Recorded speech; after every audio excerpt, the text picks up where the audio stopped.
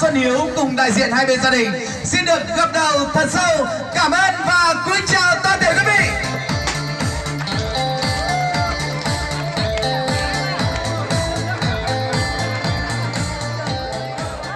Rất vâng, kính thưa quý vị quan khách kính mến, đôi bạn trẻ Hồng Ca Xuân Hiếu họ đã cùng nhau trải qua thời gian quen biết, tìm hiểu, yêu nhau, nay đã đến độ chín mùi.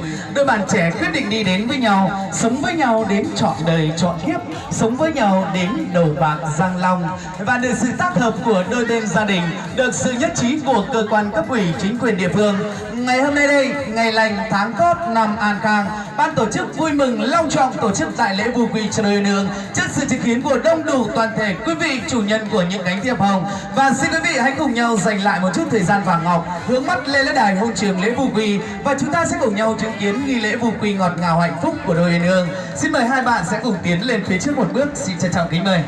Dạ vâng, kính thưa quý vị, một lời thề đã nên duyên nên nợ, hai lời thề nên vợ nên chồng, ba lời thề thì vượt núi cách sông, để hôm nay đôi bạn trẻ được xe sợi chỉ hồng kết duyên. Và trăm năm thì chọn lấy một ngày chọn lấy một giờ khắc đẹp nhất, tuyệt vời, hạnh phúc đáng nhớ nhất chính là giờ tuyên bố đại lễ vu quy.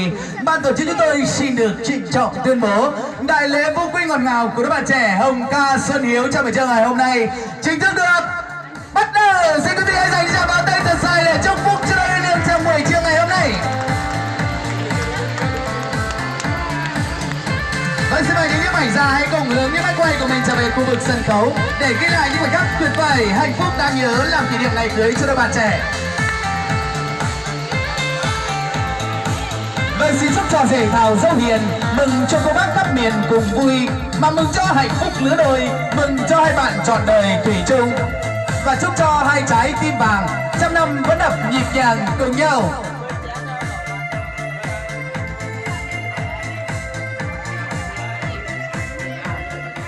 Dạ vâng, kính thưa quý vị quan khách kính mến, trong ngày vui, ngày trọng đại của hai con Hồng Ca và Xuân Hiếu, phụ thân phụ mẫu của cô dâu dành những phần quà hết sức ý nghĩa cả về vật chất lẫn tinh thần, dành tặng kỷ niệm ngày cưới cho hai con trước khi xây dựng cuộc sống vợ chồng. Và ngay sau đây xin trân trọng giới thiệu và kính mời phụ thân phụ mẫu của cô dâu sẽ cùng trở về phía trước để cùng trao lại những món quà hồi môn làm kỷ niệm ngày cưới cho hai con. Xin trân trọng kính mời.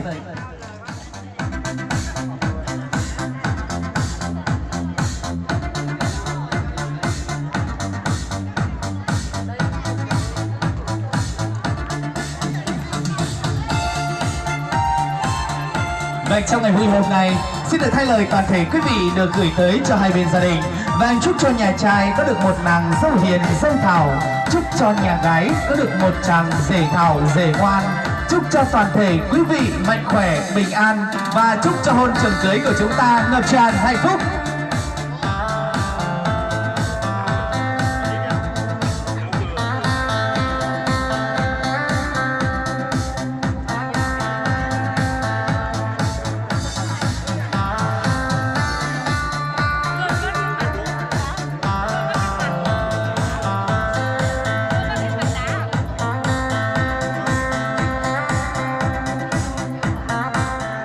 Dạ vâng, kính thưa quý vị quan khách kính mến, công cha như núi ngất trời, còn nghĩa mẹ lại như nước người người biển Đông, mà nước biển mênh mông không đong đầy tình mẹ, còn mây trời lồng lộng không phủ kín công cha.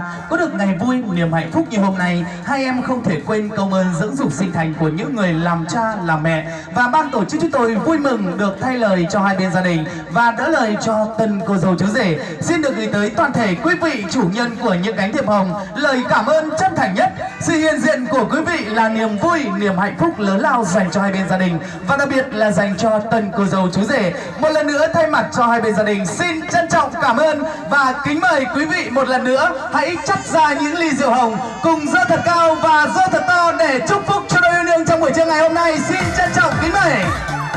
Xin mời cô dâu chú rể cùng đại diện hai bên gia đình chúng ta sẽ trở xuống khu vực các bàn tiệc để đón nhận những lời chúc phúc ngọt ngào của toàn thể quý vị.